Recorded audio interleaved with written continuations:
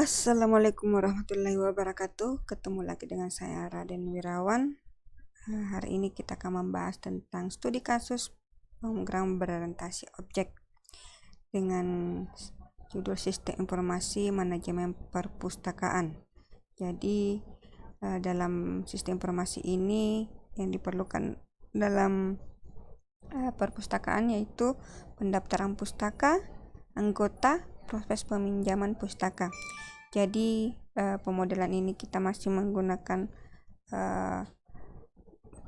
Microsoft Visio 2010 dalam penggambaran UML-nya.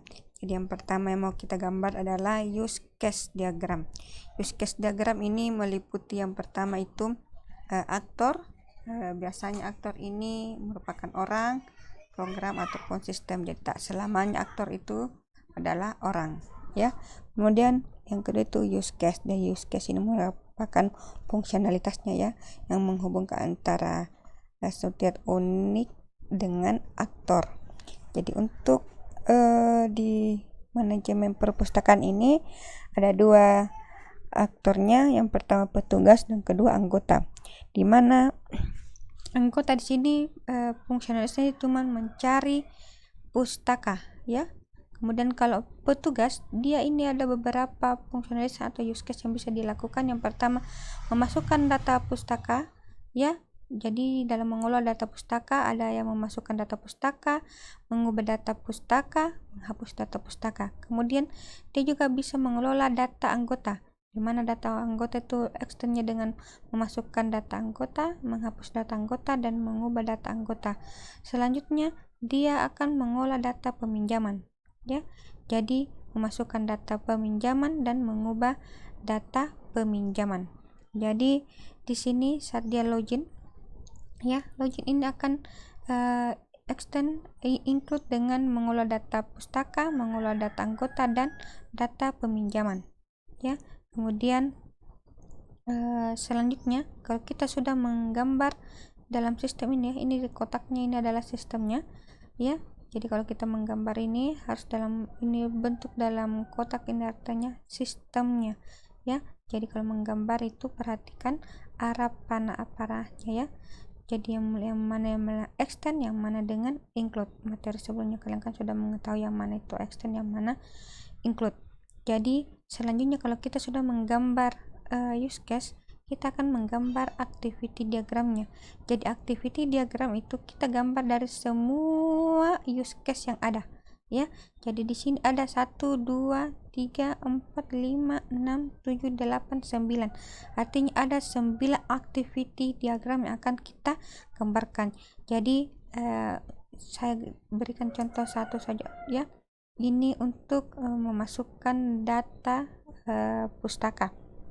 Ya, perhatikan, ya, materi sebelumnya kan juga ada tentang simbol-simbol yang akan digunakan di dalam diagram activity. Jadi yang pertama itu harus ini prosesnya start, ya, dan yang terakhir dan selesai.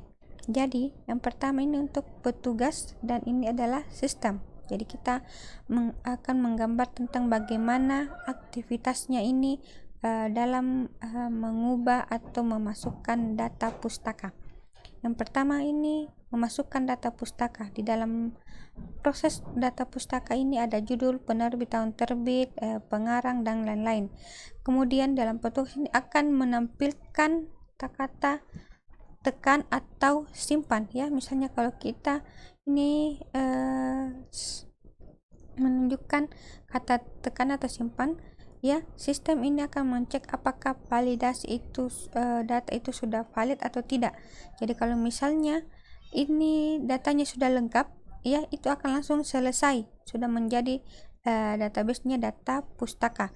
Tapi apabila dalam memasukkan data, petugas memasukkan data belum lengkap, kita akan mempermasalahan bahwa datanya belum disimpan, ya, atau datanya belum lengkap. Setelah itu kalau misalnya sudah selesai, baru ada informasinya bahwa data tersimpan, kemudian ini selesai, ya. Jadi diperhatikan setiap activity diagramnya. Jadi setiap use case ini harus dibuatkan activity diagramnya. Kayak tadi ada 9, artinya activity diagramnya juga Selanjutnya, kalau kita sudah gambar activity diagram, kita buat dulu skenarionya seperti ini, bahwa memasukkan use case-nya ini memasukkan data pustaka, ya. Kemudian apa definisinya, bahwa prosesnya memasukkan data pustaka ke dalam basis data, dan selanjutnya. Jadi setiap penggambaran kalian harus membuat skenarionya supaya lebih jelas, ya. Kemudian untuk diagram sekuensial ini juga harus kalian perhatikan, setiap activity itu kita buatkan diagram sekuensialnya, ya. Jadi misalnya ini activity-nya user, ya. User apa yang dia gunakan itu misalnya proses login yang tadi. Jadi ini perhatikan, ya.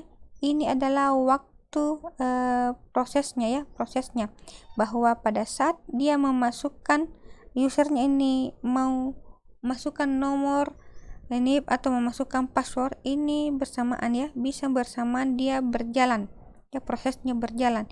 Jadi pada saat usernya ini membuka interface-nya, memasukkan nomornya, akan memasukkan view login, ya, ini juga sini sedang berjalan, ya. Kemudian setelah memasukkan semua datanya, akan terjadi validasi. Setelah itu validasi, akan membernya apakah dia masuk atau tidak, ya, untuk melakukan verifikasi, ya, verifikasi untuk datanya, dan begitu juga untuk verifikasi untuk passwordnya. Setelah itu selesai. Jadi semua aktivitas ini kalian buatkan diagram sekuensialnya. Jadi perhatikan bahwa ini adalah waktu prosesnya, jadi bersamaan, ya. Kalau misalnya ini akan melakukan proses login, itu pun counternya untuk loginnya itu juga berjalan, ya, bersamaan ini untuk ini sistemnya, ya.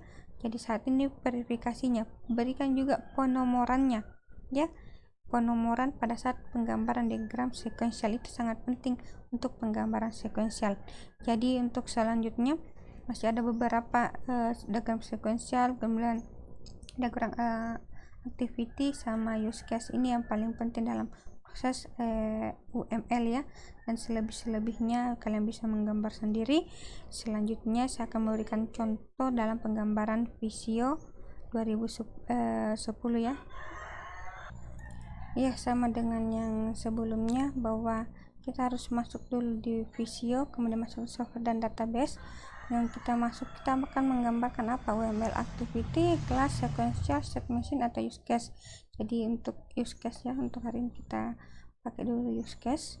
Jadi mungkin hampir sama prosesnya dengan proses penggambaran DFD. Yang pertama ini aktor, kemudian kita cari use case nya apa, tarik saja, ya. Untuk penggambarannya kalian bisa buat seperti yang tadi, ya.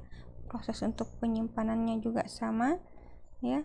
Ini aktor, admin, pokoknya sama saja. Yang jelasnya kalian kalau misalnya mau menambahkan use case, menambahkan untuk activity, kalian langsung saja tambahkan, supaya datanya juga langsung masuk ke bagian simbol-simbolnya, ya.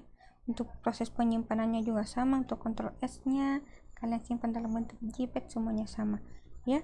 Jadi selanjutnya nanti saya akan bagikan lagi untuk proses sampai selesai penggambarannya. Untuk hari ini selesai. Assalamualaikum warahmatullahi wabarakatuh. Jangan lupa di like dan subscribe supaya bisa mengikuti perkembangan selanjutnya.